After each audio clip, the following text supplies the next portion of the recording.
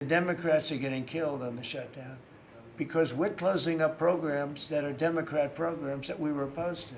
So we're being able, and they're never going to come back in many cases. So we're being able to do things that we were unable to do before. So we're closing up programs that are Democrat programs that we wanted to close up or that we never wanted to happen, and now we're closing them up. And we're not going to let them come back. The economy's doing well, prices are down, we have virtually no inflation, everything's going good, we're respected by every nation in the world, and you know what happened? The Democrats want to shut it down, and they want to shut it down because they want to give billions, ultimately trillions of dollars to illegal migrants, people that came into our country illegally. Some of those people are criminals, but they came into our country illegally, and they want to give them the essential over years, trillions of dollars, and our people aren't going to stand for it. They also want to have open borders. They want to have men and women's sports. They want to have transgender for everybody. These people are crazy, the Democrats. So if it has to shut down, it'll have to shut down. But they're the ones that are shutting down.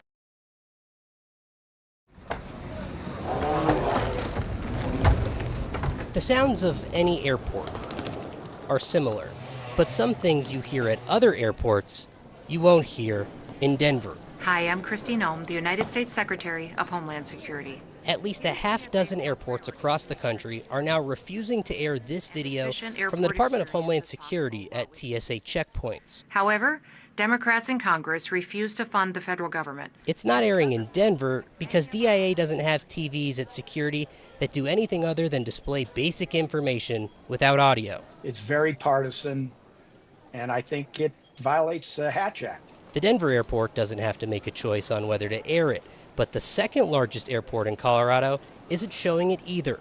The Colorado Springs airport says they have a policy against partisan messaging guided by the Hatch Act. Basically, you separate political activities from civil servants or from federal properties or anything that deals with federal funds. Former Democratic Colorado Congressman Ed Perlmutter knows all about the Hatch Act. Well, the Hatch Act is something you learn about, before Congress. Perlmutter is an attorney, though, too. You hear about it under Democrats and under Republicans, but nothing to the extent that we're hearing it under this administration.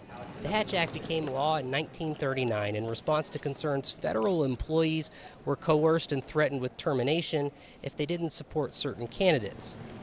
No sound on this TV means no allegations of violating the Hatch Act. And Perlmutter says it shouldn't be a hard choice to make. It's Democrats did this, it's Democrats' fault, so it is a very partisan statement.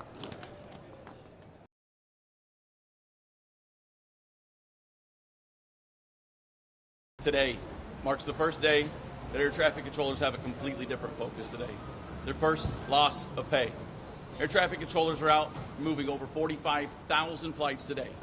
3 million passengers, tons of cargo that keeps America moving. And their focus is now on when they'll receive pay again. And this introduces a new risk to aviation. Air traffic controllers are supposed to mitigate risk.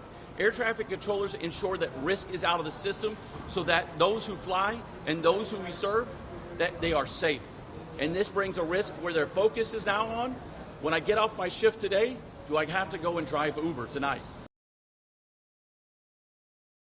The feeling is very similar amongst all of my coworkers. We are professional. We will come to work. We will make sure that we do the job that we were hired to do.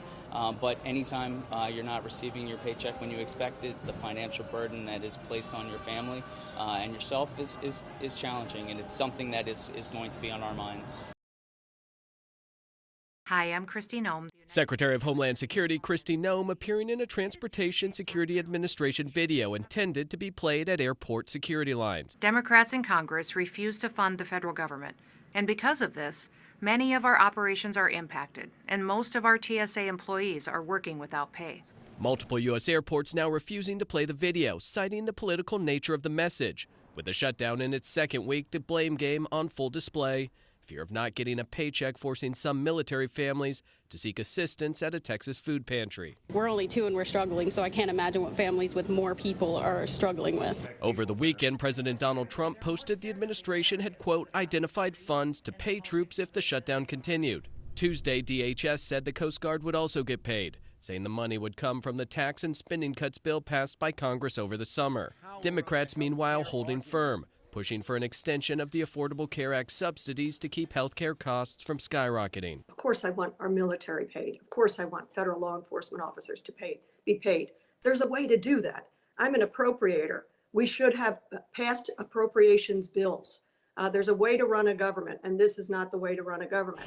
Last week, thousands of federal workers across 7 agencies received layoff notices. Tuesday, the White House Budget Office said it was prepared to ride out the shutdown with more layoffs. Each day, the stakes rising, with no indication any progress is being made between Democrats and Republicans. In Washington, Michael Yoshida.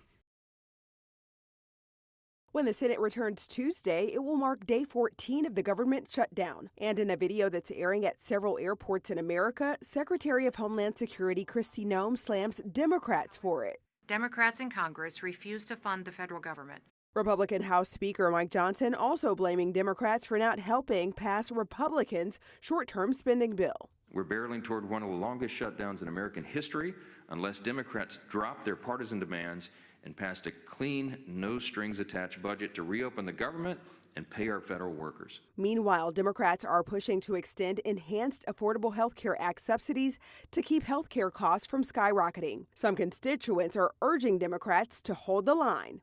We need them to stand strong because this is important to our families, and they're standing up for families right now, and that's very important. We also need them to get the health care costs lowered. Meanwhile, more than 4,000 federal employees were recently given layoff notices amid the ongoing impasse, the Trump administration revealed in a court filing. The president making it clear that he sees the shutdown as an opportunity to shrink the size of the federal government. We're ending some programs that we never wanted. A move that opponents say is illegal. He does not have the legal right to do a reduction in force during a shutdown. Top House leaders signaled Sunday that there is virtually no appetite for their parties to cross the aisle and engage with the other side's demands. I'm Sherelle Hubbard reporting.